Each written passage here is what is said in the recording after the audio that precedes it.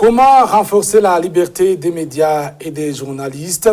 C'est sur cette question que professionnels des médias et représentants de la société civile se sont penchés pendant 2 jours à Londres, du 10 au 11 juillet, lors d'une conférence internationale sur la liberté des médias. Une conférence organisée conjointement par les gouvernements canadiens et britanniques. Mais cette rencontre de haut niveau n'est qu'un prétexte pour parler de l'espace médiatique burundais qui s'amenuise comme peau de chagrin. Une situation qui donne justement raison à un constat de cette conférence où il a été reconnu que médias et journalistes n'ont jamais aussi été menacés qu'aujourd'hui. L'unique média burundais, le journal Iwachu, qui semblait jusque-là toléré par le pouvoir de Gitega, vient de se voir signifier une mise en garde de la part du CNC, le Conseil national de la communication, qui l'accuse de déséquilibre. Quelle importance peut revêtir une telle conférence sur les médias et les journalistes burundais? Pourquoi la liberté de la presse au Burundi est en danger permanent et pour quelles conséquences? Voilà certaines des questions que nous allons poser à nos 2 invités dans cette 89e plutôt édition du Club de la presse. Et ces invités sont Hermès Nibandetse, journaliste de la radio publique africaine. Bonjour Hermès. Bonjour Monsieur Patrick. Merci d'avoir répondu à notre invitation. Merci. Également à mes côtés, Désiré Hatungimana, rédacteur en chef de la radio Inzamba. Agate Kakawe, bienvenue Désiré. Merci beaucoup. Bonjour. Bonjour. À toutes et à tous, bonjour, bonsoir et bienvenue. La première question, je m'adresse à vous, Hermès Nibandetse. On parle aujourd'hui des faiblesses, des problèmes de liberté d'expression dans le monde entier, en particulier au Burundi. Comment épinglez-vous aujourd'hui la situation au Burundi? La situation au Burundi concernant la liberté de la presse, c'est vraiment catastrophique parce que pas mal de journalistes burundais, à savoir ceux qui travaillaient sur les radios indépendantes qui ont été brûlées par le pouvoir de Bujumbura, sont aujourd'hui en exil. Donc, ce qui veut dire qu'aujourd'hui, la liberté de la presse, c'est vraiment difficile pour dire qu'on ne peut pas arriver sur terrain pour donner le micro au petit peuple, aux petits citoyens burundais pour qu'ils s'expriment lui-même. Même si nous essayons de travailler, ce n'est pas comme on travaillait quand on était à Bujumbura ou au Burundi. Aujourd'hui, on essaie de travailler tant bien que mal, mais quand même on essaie. Nous essayons de travailler pour que la population, le peuple, le petit peuple, soit informé, mais aussi soit éduqué dans ce qu'il peut faire. Donc aujourd'hui, je ne veux pas dire que la liberté d'expression, la liberté de la presse est très bonne, mais quand même, nous essayons de travailler comme nous sommes en exil. Nous avons toujours de la force pour travailler, pour que aussi la population ait l'information à temps réel. Les médias burundais indépendants ont été brûlés, comme on en a toujours dit, mais est-ce que les journalistes existent encore? Oui, bien sûr. La preuve en est que nous sommes ici. Nous sommes en train de discuter sur les sujets du Burundi. Nous existons et je pense que nous existerons encore. Et ceux qui pensaient nous avoir enterrés se sont trompés. Il y a des gens qui aiment dire qu'ils ont enterré, mais ils avaient oublié que nous étions des graines et qui ont germé. Vous avez repoussé oui, encore. Nous sommes ici, nous sommes en train de travailler et je suis sûr que ce que nous faisons est apprécié par pas mal de Burundais. Et ce que nous faisons ne plaît pas au pouvoir, parce que le pouvoir se comporte comme un ennemi de la presse. Sinon, si le pouvoir était honnête, il devait être content de notre travail. Parce que ce que nous faisons, nous donnons des conseils à l'État, mais ce qui gêne, c'est parce que nous déplorons et nous mettons en évidence ce qui ne va pas. Cela dérange beaucoup le pouvoir. Mais avoir quelqu'un qui te conseille un conseil gratuit, ils devraient apprécier. Parce que, pourquoi il y a des conseillers dans tous les ministères, même à la présidence? C'est parce qu'ils ont besoin d'être conseillés. Et nous sommes des conseillers qui ne sont pas payés. Vous dénoncez, Oui. parfois vous ne conseillez pas, vous Non. allez au-delà. Non, un conseiller, Vous dénoncez. un conseiller n'est pas là pour applaudir son Les abus chef. du pouvoir. Non, un conseiller dans un ministère, un conseiller du président, n'est pas là pour applaudir chaque fois le chef. Si j'ai un conseiller qui applaudit toujours ce que je fais, je le mettrai à la porte. Parce qu'il n'est pas valable, il n'est pas digne de son travail. Un conseiller doit te montrer tes erreurs et insister surtout sur les erreurs. Donc vous assurez, Oui. si je vous comprends très bien, Oui. vous assurez le rôle de contre-pouvoir. Ce n'est même pas de contre-pouvoir. Nous sommes là pour compléter, pour conseiller le pouvoir. Le conseiller parce que si le pouvoir dérape, les conséquences tombent directement sur la population. Et nous sommes ici pour que la population se sente à l'aise. Alors, tout ce qui dérange la population nous dérange en premier lieu. C'est pourquoi nous devons conseiller l'État, mais l'État n'apprécie pas nos conseils, même si ce sont des conseils gratuits. Donc Ouais. vous tenez au bien-être de la population. Bien sûr, bien sûr. Ce qui va bien... Mais le pouvoir, Je donne un exemple, Patrick. Je donne un exemple. Hier, par exemple, le porte-parole du ministère de la Santé publique donnait des conseils, donnait la ligne à suivre, la ligne de conduite à suivre pour éviter que le choléra attaque tout le pays. Parce que Chibitoke et la mairie, il y a danger. Parce que si on dénombre déjà 113 cas de choléra, alors qu'un seul cas constitue une épidémie, ça montre que nous suivons tout ce qui va dans le bon sens de la population. Nous sommes là pour le relayer. Et nous appuyons l'État en ce cas-là. Mais si l'État est en train de donner les minerais du Burundi à une société sans compétition, sans marché public, si l'État est en train de vendre le café du Burundi et des devises un kilo, beaucoup de dollars, et donner les miettes à la population, nous devons dénoncer. S'il y a des malversations, s'il y a des vols qui s'opèrent dans le pouvoir, nous devons dénoncer. Parce que nous sommes des citoyens. Mais vous parlez aussi des cas de bons exemples. C'est pas comme je venais de le dire. Oui. Alors, l'État devrait nous appuyer. Mais il est là pour nous détruire. Mais nous sommes ici pour construire notre nation. Ça veut dire que si le pouvoir considère les médias, considère la société civile comme des ennemis de la population, des ennemis du pays, quelque part, il se trompe. Il se trompe énormément parce que, comme je venais de le dire, l'État, il est là pour le bien-être de la population. Et nous faisons partie de cet État, nous faisons partie de cette nation qui s'appelle le Burundi. Tout ce qui va mal pour notre pays, ça nous choque. Tout ce qui va très bien pour notre pays, ça nous enchante. Si notre pays est classé le premier dans la corruption, classé premier dans les violations des droits humains, nous devons nous sentir mal à l'aise d'être appelés Burundais. Parce que c'est une honte pour le pays, c'est une honte pour chaque Burundais. Mais si notre pays, par exemple, va à la CAN et remporte la CAN, tout le monde va jubiler. Oui, parce que c'est un bien, c'est une bonne image pour le pays.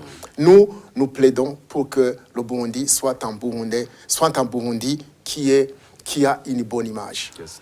Hermès Nibandese, est-ce que, tenant compte de la droite ligne dont expliquait Désiré Tunimana, est-ce qu'aujourd'hui vous parvenez à assurer votre rôle d'informer la population aujourd'hui sur les conséquences des libertés d'expression qui s'amenuisent dans le pays? Aujourd'hui, est-ce que vous considérez que les choses pourront marcher dans les jours à venir ou c'est du chaos, purement et simplement? Non, ce n'est pas du chaos parce que même si nous sommes en exil, nous essayons de travailler comme il faut, mais il faut que le gouvernement sache que au fur et à mesure, la technologie s'améliore davantage. Parce qu'aujourd'hui, nous sommes en exil, c'est vrai, mais à voir comment nous traitons les informations, à voir comment nous parvenons à être tout près de la population, à voir comment la population ait des informations en temps réel.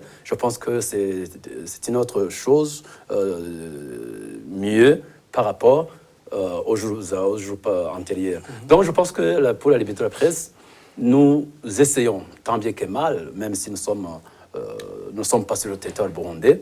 Et aussi, je pense que la population, même si c'est difficile de l'atteindre, même si c'est difficile de suivre les informations comme elle le faisait avant, parce qu'il y a le pouvoir en place qui ne veut pas que la population ait des informations des radios en exil, dont la RPA. Et nous entendons de temps à autre la voix de la population de Tchendadjourou, la population de Kaziravageni s'exprimer sur les ondes des radios Inzamba, sur les ondes des radios RPA, Humura. Est-ce qu'aujourd'hui, cette population quand même, se réjouit quand même du travail des journalistes? Oui, la population se réjouit. Oui, la population se réjouit de notre travail. Mais le problème est que... Vous avez des feedbacks? Oui. Mais aussi, même dans les rapports qui sont élaborés par des ONG, des différentes ONG, ils disent que la population entend bien et bien et aussi donne des points pour ces radios en exil, dont Inzamba et RPA, par rapport aux médias qui se trouvent à Bujumbura. Donc, nous essayons de travailler à ce que la population se sente à l'aise, mais le problème est que quand il faut entendre les informations, ils se cachent parce que le pouvoir est derrière eux pour que le pouvoir ne veut pas que la population entende nos radios sur leur téléphone, sur les radios. Donc c'est difficile. Pour la population, c'est vraiment c'est un problème, mais de notre côté, nous essayons de travailler pour que la population soit à l'aise, pour que la population ait des informations qu'il faut. C'est-à-dire que avant, la population s'exprimait sans problème, mais aujourd'hui, ils s'expriment en se cachant par ce que... Ils veulent garder leur liberté d'expression, oui, mais, dans tous les cas. Mais ils ne s'expriment pas comme il faut. Il a peur de ce pouvoir de Bujumbura. Oui. Désiré Atungimana, est-ce que... on dirait finalement que l'objectif a été atteint, l'objectif du pouvoir de détruire les médias. Est-ce qu'aujourd'hui, on peut dire que l'objectif de détruire les médias a été atteint aujourd'hui? Je ne crois pas. Je ne crois pas parce que quand ils ont détruit les médias, en 2015, Isanganiro, Bonesha, RPA, Renaissance, ils ne savaient pas qu'on allait adopter d'autres systèmes de travail. Heureusement, la technologie va avec. Aujourd'hui, il est difficile d'empêcher un journaliste de travailler. Dernièrement, on a empêché la Voix de l'Amérique et la BBC de travailler, mais ils continuent de travailler. La population écoute très bien, et je ne dirais pas très bien parce qu'ils ne sont pas sur FM, mais l'information du Burundi passe, sans problème. La technologie, aujourd'hui, avance le jour au jour.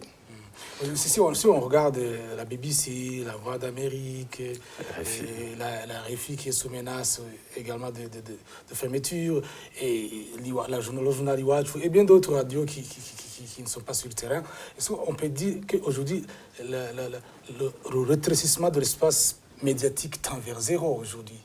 Bien sûr, ça tend vers zéro parce que quand on a brûlé en 2015 les 4 principales radios indépendantes, on pensait que la population ne serait plus informée sur ce qui ne va pas au pays. Parce que ce qui allait bien, il n'y a pas de problème. Mais par après, les journalistes qui travaillaient dans ces radios, ils ont pris fuite parce qu'ils étaient recherchés. Arrivés là où ils sont aujourd'hui, ils se sont mis au travail.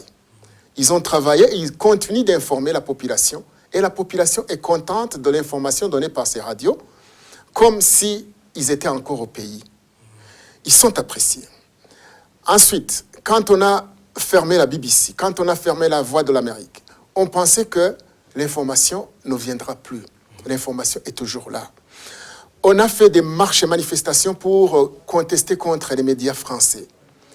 Mais c'était de se tromper parce que les médias français, c'est vrai qu'ils ont la RFI au Burundi, mais n'empêche qu'ils ont de l'information sur place. Aujourd'hui et dernièrement, Bang Mukunzi, qui est président de la CNC, Conseil national de la communication, a, je dirais, non pas averti de la prochaine fermeture du journal Iwachu, mais ça tend vers là. Et qu'est-ce qu'on peut s'attendre de l'espace médiatique burundais à la veille des élections, on va en parler. Quand il n'y a plus aucun média indépendant qui est là, sauf Isanganiro, entre guillemets là aussi, parce que c'est une radio qui est censurée par le pouvoir, c'est une radio qui a des journalistes qui devraient faire le métier comme la loi le précise, mais ils sont toujours devant la censure.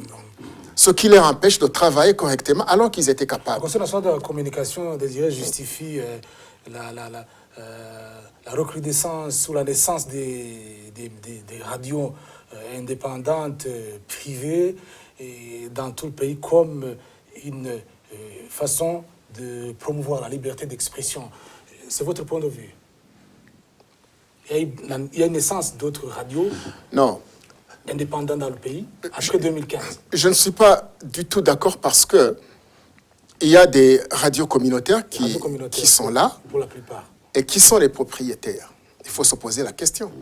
Toutes ces radios communautaires qui sont implantées dans les coins reculés du pays, à Kayogoro, je ne sais pas où encore, ce sont des radios satellites du pouvoir. Parce que les patrons de ces radios, ce sont les membres influents du CNDD-FDD.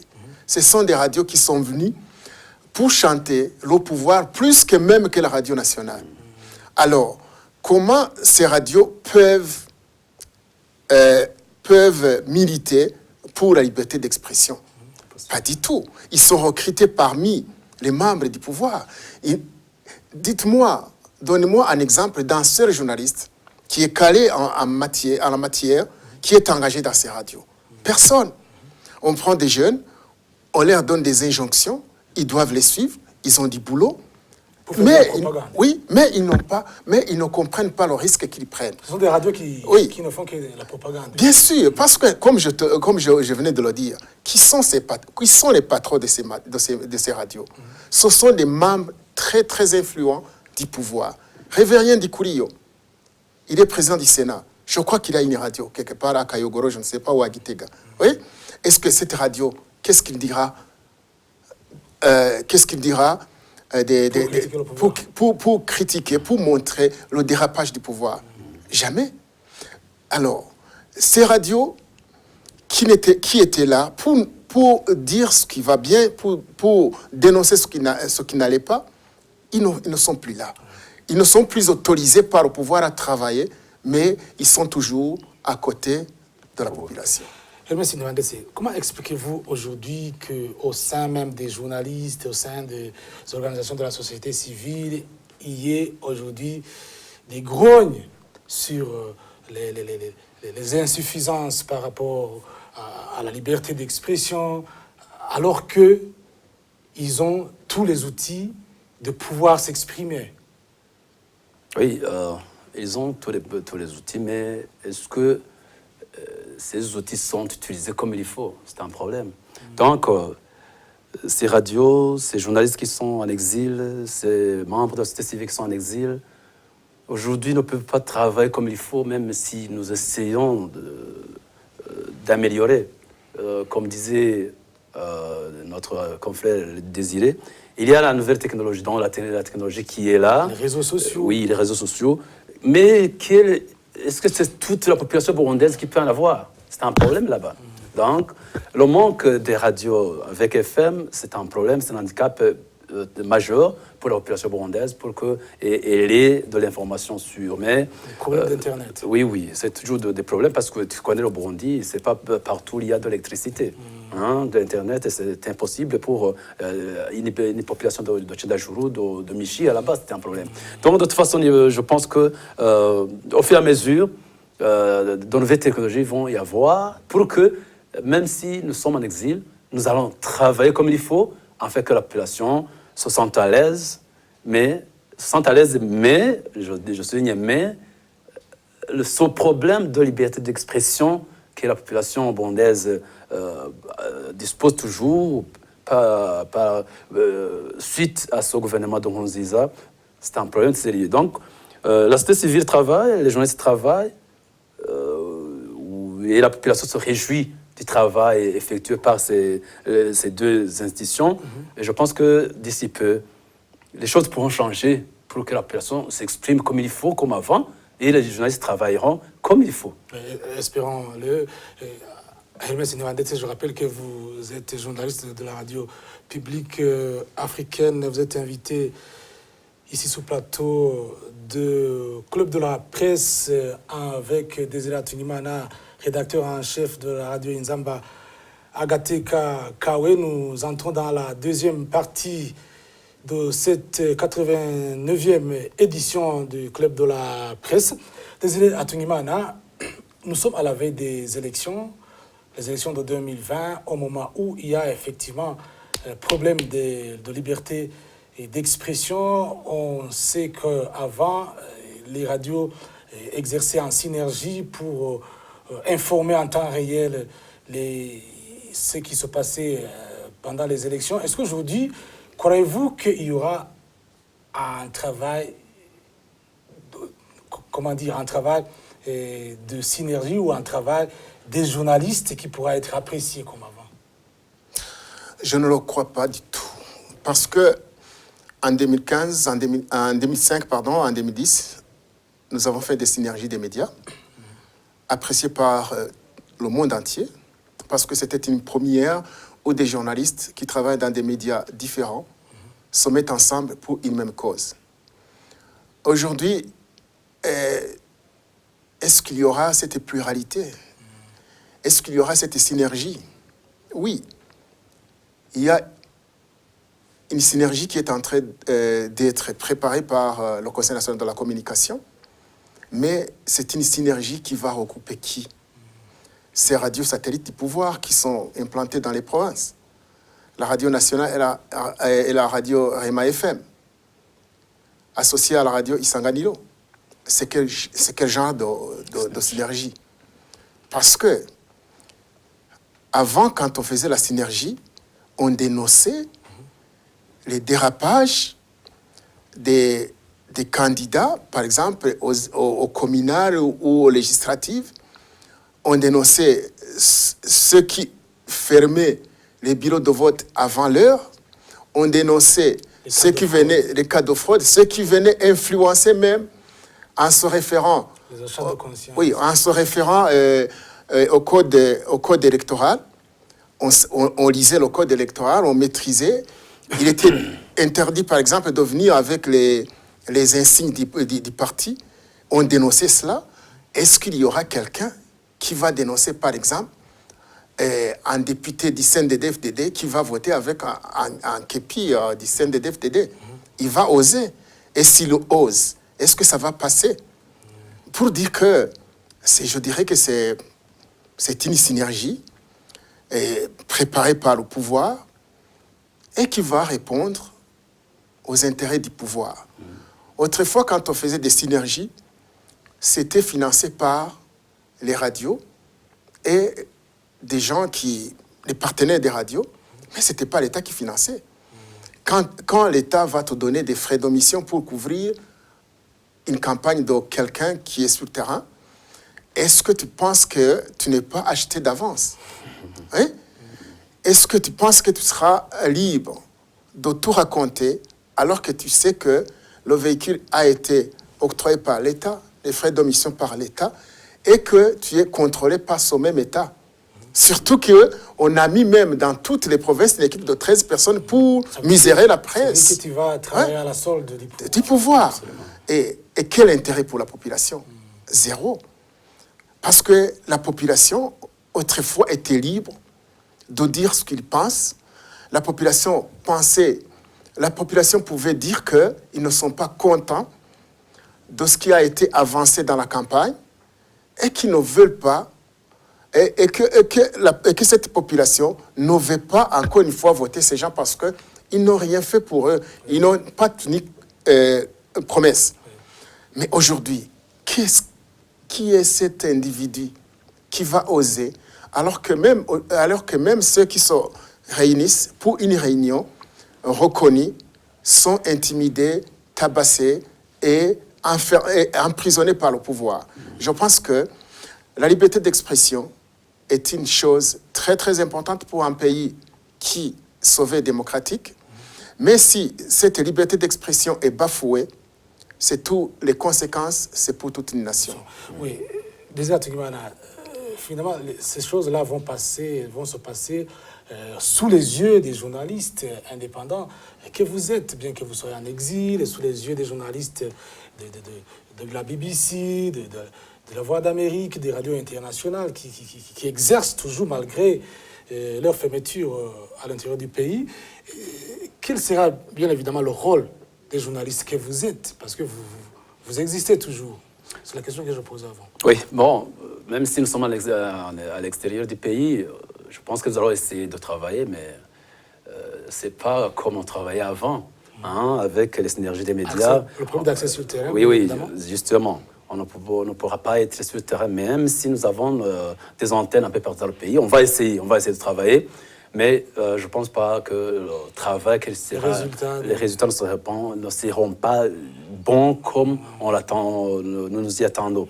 Donc, je pense qu'avec les élections 2020, je me souviens quand on préparait les élections, il y avait des politiciens qui venaient sur nos ondes et puis qui s'exprimaient, qui donnaient des projets de société pour les partis. Et puis la population, leurs membres, entendent réellement qui est le meilleur, qui n'est pas le meilleur. Donc pour nous, avec les élections 2020, je pense que même si nous sommes en exil, nous allons essayer de travailler, mais tant bien que mal, je pense. Sinon... Bon, je dirais qu'on va essayer de... Est-ce que vous parvenez, effectivement... Patrick, je pense qu'on ne peut pas fermer les yeux sur les dérapages du pouvoir, sur tout ce qui va entacher ces élections, qui sont déjà entachées dès le début.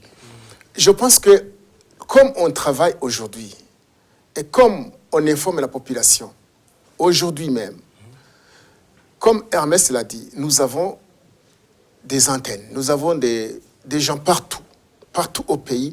Ces gens qui nous entendent, ce sont ces gens qui sont nos correspondants. Oui. Effectivement, par rapport au travail que vous faites aujourd'hui, est-ce que la population qui vous écoute, qui vous suit aujourd'hui est satisfaite de vos productions?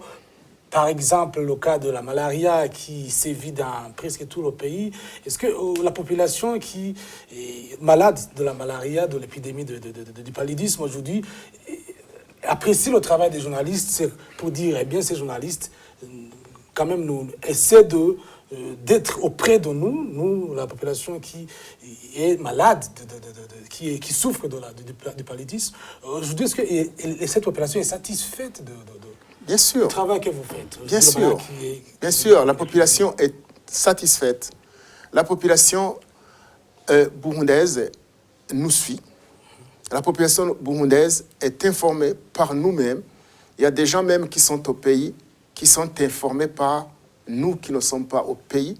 Parce que, comme je venais de le dire, tous ces gens qui sont au Burundi, qui nous suivent, sont devenus nos correspondants. Et nous avons la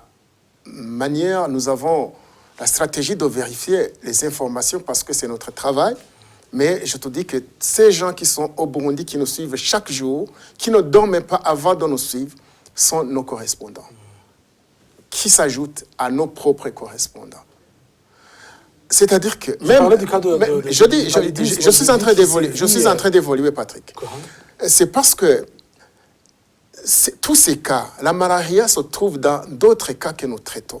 Dans les cas de violence, dans les cas d'emprisonnement abusif. Au pays, on n'en parlait pas. Oui, au pays, on n'en parlait pas parce que, le Burundi ne veut pas accepter que la malaria est une épidémie.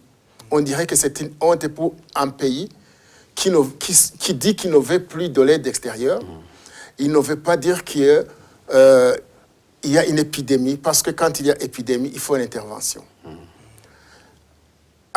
Nous, dans nos médias, à la RPA, à la radio Inzamba, nous ne cesserons jamais de parler de ce qui ne va pas au pays, la malaria y compris.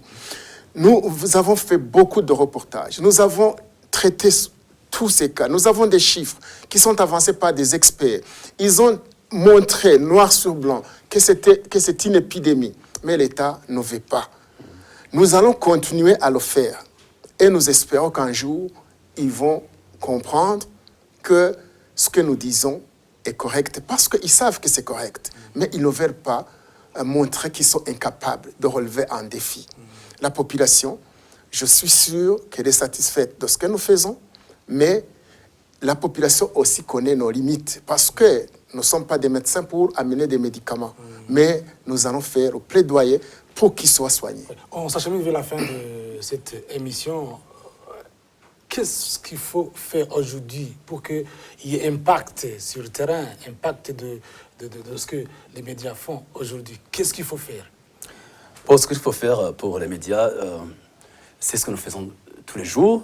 Donc, nous allons garder de la force, nous allons garder nos énergies pour que la population se réjouisse de notre travail, donc que la population ait toujours du courage, que la population continue à nous suivre, parce que nous sommes, je ne dirais pas leur leader, mais nous allons être toujours auprès de la population pour que la population soit informée de tout ce qui se passe au pays, que ce soit du bien, que ce soit du mal, causé par le pouvoir dans nos îles. Oui, Désiré, pour continuer, vous savez que les libertés ne s'octroient pas au plateau d'or.